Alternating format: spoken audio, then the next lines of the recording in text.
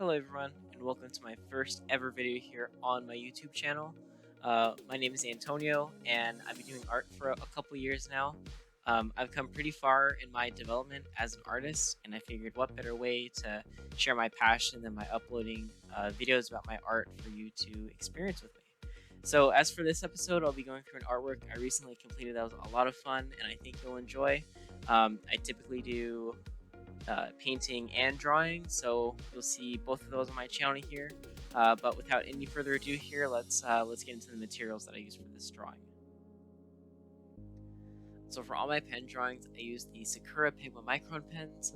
This video is not sponsored by them because this is my first video, but if Sakura could hook it up in the future, that would be very appreciated.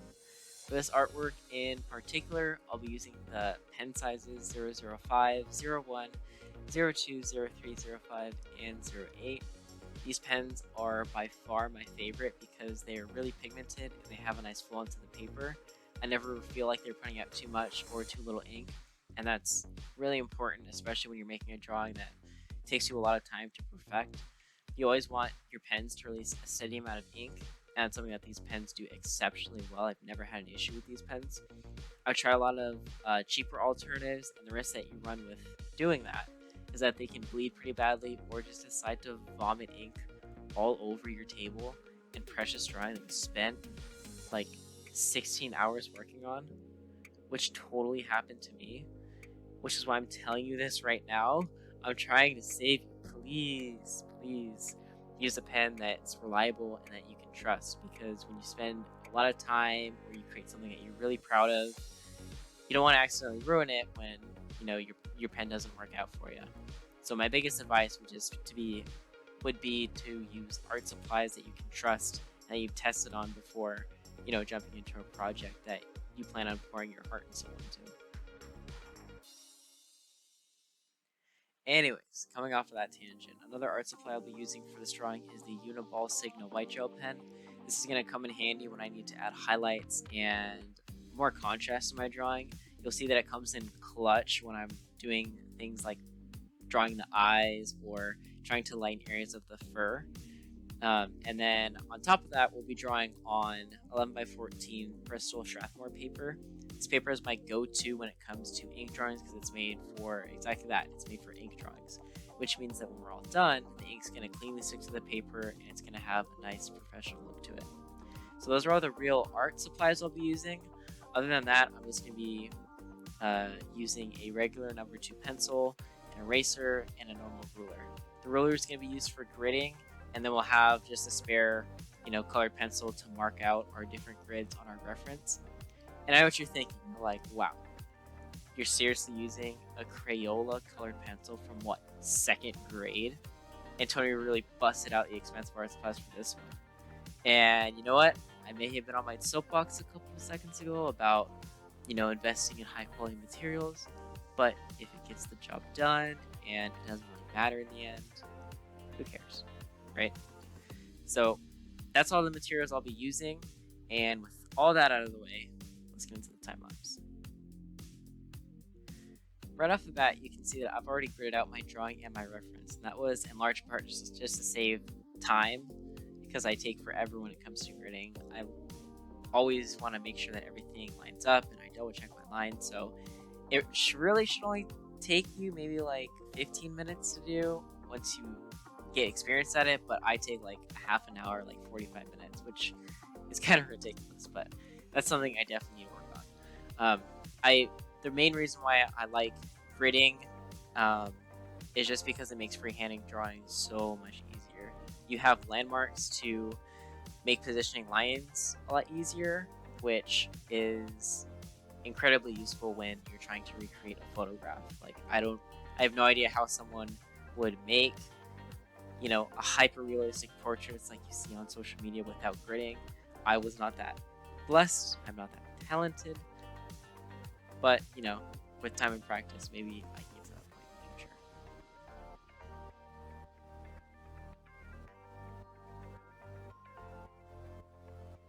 So as you can see here, I start off with sketching the overall shape of the dog first. And the reason for that is that if I have a broader outline, it just makes positioning body parts a whole lot easier.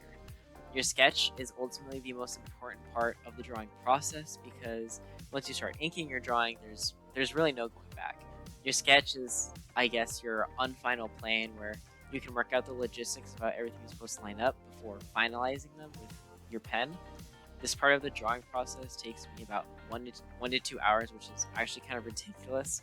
But whenever I sketch before I ink, I just want to be 100% sure I'm happy with everything before I move on to the next step. You know, my art teacher in high school had phrased it perfectly when he was teaching us about painting portraits. He had said, if it doesn't look right in your sketch, it's not going to look right when you paint it, which is entirely true. If your proportions are off, or if what you're trying to create doesn't resemble your reference, then moving on to the next step isn't going to help. It's not going to help out your art. It's only going to make it worse. You have to fix everything before you move on to what I like to think of as the fun part, which is the inking stage.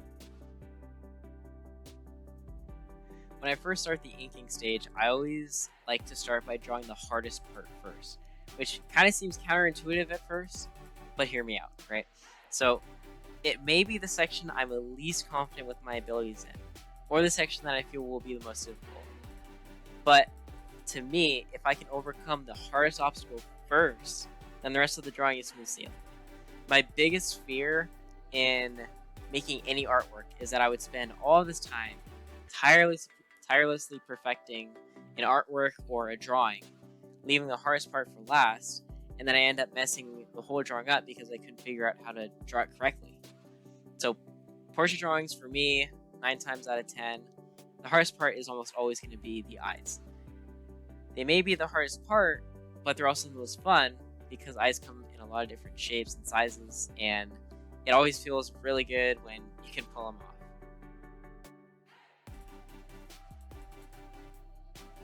In terms of art techniques that I use during this drawing, there's a few that actually really help me pull off some of the aesthetics in this drawing.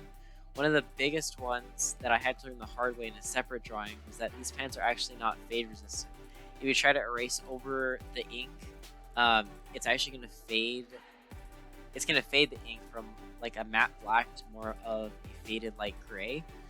And I know what you're thinking. You're like, wait, then that makes these pens garbage if you can't erase over them. Like, why would you ever want to use these?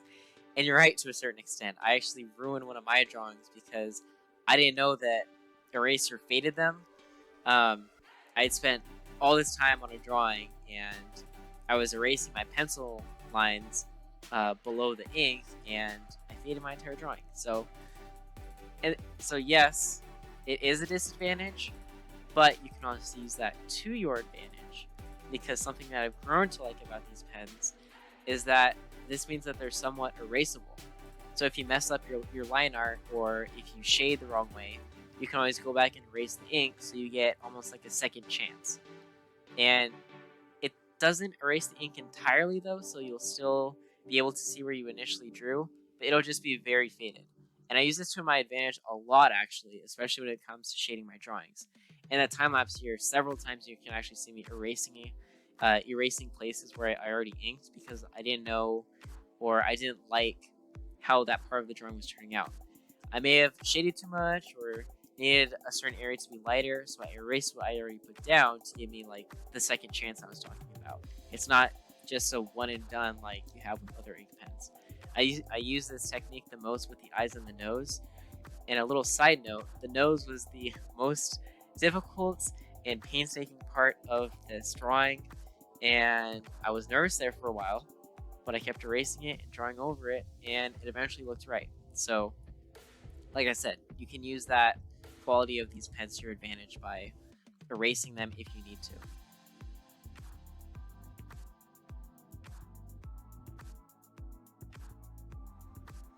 Another technique I use that I kind of touched on a little previously was that I utilize the white gel pen for highlights. With some drawings, you can get away with shading it so that the white space is your highlight, but for me, I've come to rely on the white gel pen because it makes your life so much more easier. Given the fact that white gel pens are whiter than the paper I'm drawing on, it makes my work pop a lot more, and it helps give it that 3D effect that you want. I scattered white gel pen all throughout this drawing, from the eyes to the nose to the fur. I would say to use the white gel pen sparingly though, because if you overuse it, it can make your art look a little flat because the white ink is really opaque, and when you place it next to your shaded areas, it kind of has a more cartoony and line arty look. I also want to point out that I use pen strokes to get the effects that I want. When I'm drawing the fur, I'm layering my pen strokes in the way that I perceive the fur, and because I'm overlapping pen strokes, my lines actually become just like the hairs of the fur in my reference. And this is where my mindset kind of deviates from everyone else's when it comes to photorealism. If I could create art names and styles, I would call myself an impressionist realist. I know that doesn't sound like it makes any sense, but consider this, right? When I'm drawing, my focus isn't to render every hair exactly how it is in the photograph.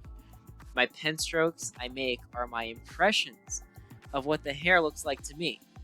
So I tell myself this portion of the fur makes me feel like they're swirling around each other, chaotic, but each hair follicle the same length. So when I'm drawing it, I try to recreate the feeling that I get from pieces of the photograph I'm trying to replicate.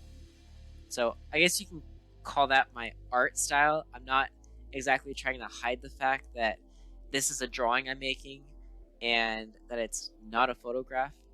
Instead, I'm embracing the idea that the pen strokes I put down are how I ultimately perceive the subject I'm creating as a whole, which kind of sounds like Impressionism. What do you know? Impressionist realist. I'm telling you, it should be a thing. My pen strokes convey my emotion, and it's really important when you're making your art. You need that connection to your work, and for me, I do that through my pen strokes.